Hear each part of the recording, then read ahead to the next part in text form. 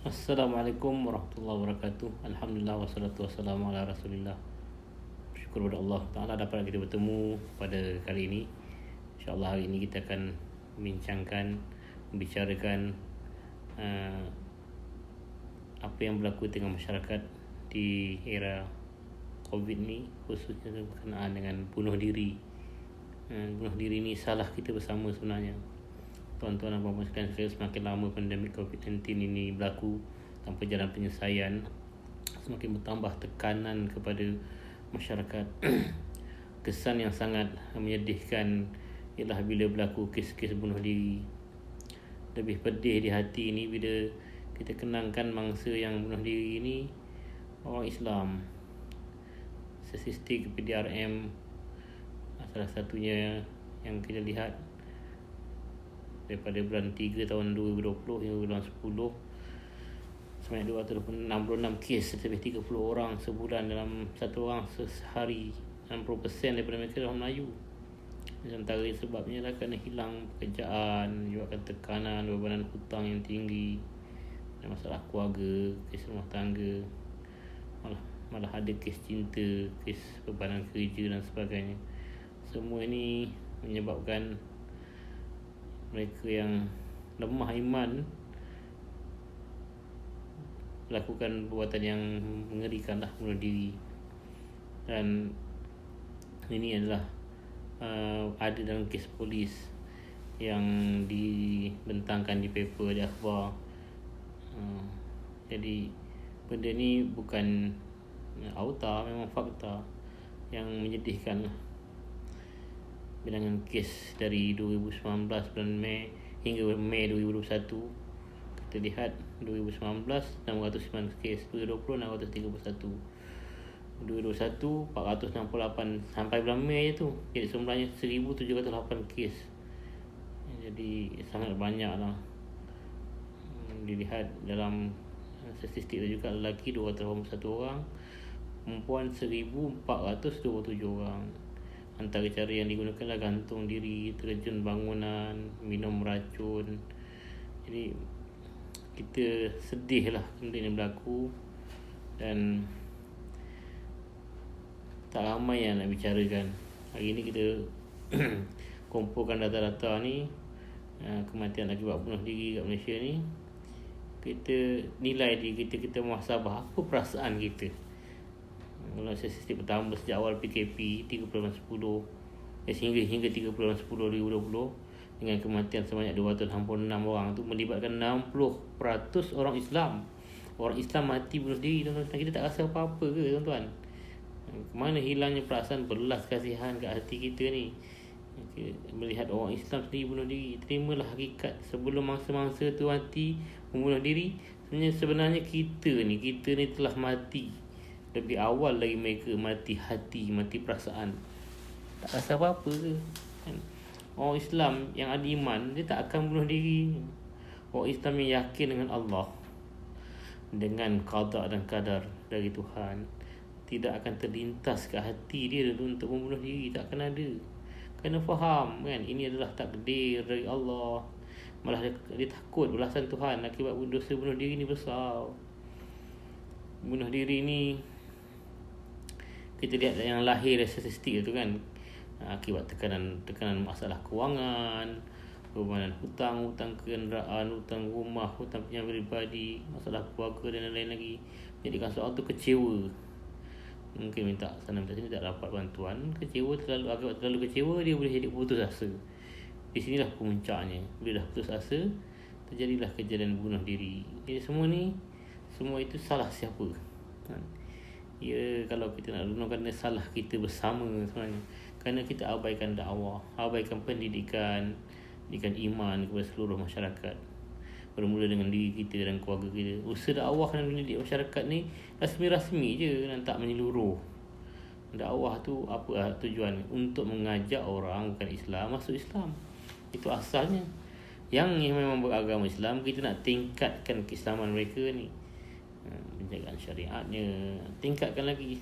Setiap kali berlaku kematian, lebih-lebih lagi kematian bunuh diri ni, walaupun oleh mereka yang bukan beragama Islam, sepatutnya perasaan kita macam mana? Kita kena sedih Tak sempat kita nak Islamkan mereka, syaitan dah menang dah, menggoda mereka sampai akhirnya mati dalam keadaan kufur. Kalau yang bukan Islam terus kan, kita tahu akan kekal selama-lamanya neraka. Kita seronok ke orang masuk neraka? Sama dengan syaitan dan kunci-kunci. Syaitan menang, tak sedih ke? Kita tak pernah baca kenyataan, ataupun kita teringat kata-kata Sayyidina Umar kan, macam kata ma tasyatun ala syatil furat da'at da'iatan adzanantu anna Allah Taala sa'alani anha yaumal qiyamah. Jika seekor kami biri-biri mati tersesat di tersesat jalan di tebing sungai Furat, aku bimbang Allah SWT akan bertanya dariku pada hari kiamat. Begitu hati orang yang betul-betul beriman. Macam Sayyidina Umar ni kan, kambing, binatang ni kan, mati pun dia rasa bimbang. Dia sedih, dia takut. Mungkin Allah akan mempersoalkan dia, kenapa kambing ini mati? Kamu khalifah, kenapa kambing ini mati? Termakan racun ke? Kehausan ke? Akibat kena kelalaian manusia ke? Kezaliman tuan dia ke? Sampai mati ni kan? Dia kan dipersoalkan tanggungjawab kita sebagai pemimpin. Dalam Islam ni Allah larang kita dari putus asa sebenarnya. Firman Allah, wala tai'asu min ruhillah innahu la yai'asu min ruhillah illa qaumul kafirun. Janganlah kamu berputus asa dari rahmat serta pertolongan Allah. Sesungguhnya tidak berputus asa dari rahmat dan pertolongan Allah itu melainkan kaum yang kafir. Ini surah Yusuf ayat 87. Kalau tak betul bacaan saya itu, kita boleh rujuk balik lah. Jadi kalau benarlah kita mendidik masyarakat umat Islam ni, tak mungkin mereka tergamak nak membunuh diri, walaupun dalam keadaan kritikal macam mana sekalipun. Tetapi majoriti yang kita lihat tadi, yang membunuh diri itu adalah saudara seagama kita. Allah akan tanya kita nanti. Kita takkan mampu memberi alasan kerana kita tak melaksanakan tanggungjawab. Yakinlah juga saudara-saudari sekalian, bunuh diri ni juga akibat lemahnya hubungan hati dengan Allah.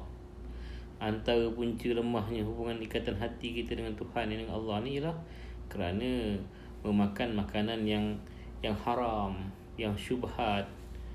Sama ada haram tu usahanya ke, seperti terlibat dalam menjaga rezeki, terlibat dengan penipuan, pecah amanah, rasuah. Ramai yang terlibat dengan rasuah.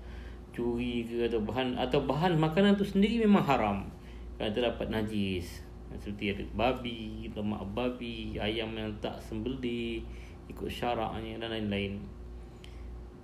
Baru-baru ni kan, ataupun beberapa lama dulu ni terbongkar isu kartel daging haram yang beroperasi dah lebih 40 tahun kat Malaysia. 3-4 generasi kita ni makan benda yang haram ataupun syubhat, bercampur-campur. Sangat memberi kesan pada hati kita, melemahkan iman. Kalau kita baca juga berita pada bulan Ogos 2020, Jabatan Perkhidmatan Kuarantin dan Pemeriksaan Malaysia Makis ni dekat Pulau Pinang merampas berapa banyak tuan-tuan?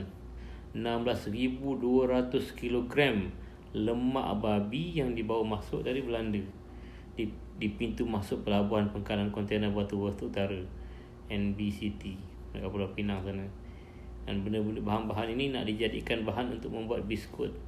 Sementara pula kita tahu biskut dekat Malaysia ni, pasaran yang dekat Malaysia ni dibuat di kilang-kilang yang bukan Islam. Mana ada orang Islam buat biskut? Yang komersial mana ada? Semuanya memberi kesan pada hati kita. Ini memalapkan cahaya iman ke hati kita ni. Ya, inilah dalam suasana tenang tanpa cabaran, tak ketara lah orang begini kan. Tapi bila berlaku COVID ni, diberhentikan kerja, hutang bertimpa-timpa, anak, isteri nak duit belanja, sedangkan dah terlibat makan makanan yang haram dan syubhat dan bentuk hati kita. Maka ketika berlaku ujian akan sangat tersiksa. Berlakulah ujungnya putus asa. Lantaran kekuatan iman yang sepatutnya ada dalam dada itu telah punah, dah tak ada dah, kerana makan benda yang haram dan syubhat membentuk hati itu. Jadi mana usaha kita selama ni mendidik manusia agar yakin Allah kan ada, Allah Maha Pemurah, Maha Penyayang, Allah telah tetapkan rezeki kita, semua ada rezeki. Allah takdirkan kesenangan, Allah juga takdirkan kesusahan. Didikan tu kena berlaku sebelum tu, bukan sekarang. Sekarang memanglah kita usaha nak beri. Allah tak akan sekali-kali menzalimi kita. Ada dalam fikiran kita, hati kita, Allah tak akan zalimi kita. Allah hanya mahu kita kembali bertaubat kepadanya. Insaflah, yakin Allah bersama mereka yang sabar ni, Allah bersama mereka. Innallaha ma'as sabirin. Mana usaha kita membangunkan fardu kifayah di tengah-tengah masyarakat agar mereka terhindar dari makanan yang haram, yang syubhat ni, yang akan menghitamkan hati kita. Kita berkuasa puluhan tahun tak buat pun usaha-usaha ni, melemahkan hubungan masyarakat Islam dengan Allah SWT. Dalam arti kata yang lain, melemahkan iman mereka.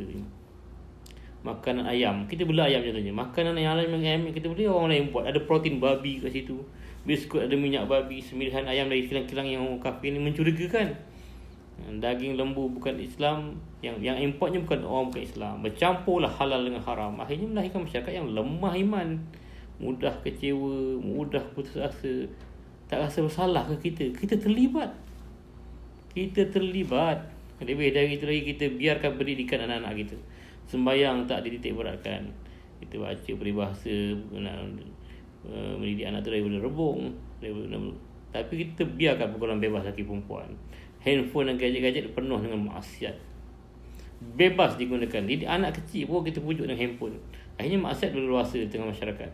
Semua maksiat ni adalah racun yang membunuh iman Islam. Kalau kita makan rezat macam mana pun, masa yang sama kita minum racun lagi dahsyat, dia memberi kesan. Rasakanlah kita ni sangat mempunyai saham dalam kejadian yang besar ni.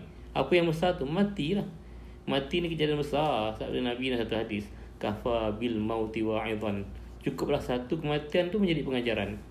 Sedangkan telah berlaku sekarang ni, kematian ni ribuan kematian. Dan ia bukan mati biasa, kematian bunuh diri. Mayat tergantung di merata tempat, yang terkejut dengan bangunan, hancur berkecai. Tapi kita masih lagi tenang-tenang, tak rasa bersalah kita. Masalah besarlah kita ni. Bahaya keadaan ni. Memanglah kepimpinan tu satu benda yang penting, tapi bukan untuk direbut-rebutkan. Wang cari rezeki tu penting, keperluan, tapi bukanlah sampai lupa jiran, lupa masyarakat, anak isteri pun lupa kita nak didik. Marilah kita kembali kepada Allah, taubat kepada Allah dosa-dosa kita ni. Selama ni kita sangat-sangat tidak bertanggungjawab. Akhirnya berlakulah kejadian yang sangat menyayat hati ni, iaitu bunuh diri yang berlaku di musim COVID-19. Ini satu tragedi tuan-tuan sekalian. Tapi mati, membunuh diri akibat COVID ni, COVID tu sendiri satu tragedi. Tapi membunuh diri kerana COVID ni lebih dari 1000 tragedi. Tragedi dan peristiwa bukan sekadar bahan cerita tuan-tuan sekalian. Lebih lagi bukan bahan-bahan nak ketawa. Ia adalah bahan pendidikan dan juga pengajaran bagi kita semua. Kalau hati buta, akal je yang celik, ia akan jadi bahan cerita je lah, bukan jadi bahan pengajaran dan didikan. Jadi marilah kita insaf, takut dengan Allah, dan Allah ampunkan kita. Allah angkat wabak ni, Allah beri rahmat kepada seluruh umat Islam, dan kembali kepada Tuhan yang keadaan selamat, bukan kembali kepada Tuhan yang keadaan kecewa, dan keadaan putus asa, bunuh diri. Na'udzubillah min zalik. Wabihi Allah alam. Jumpa lagi. Assalamualaikum warahmatullahi wabarakatuh.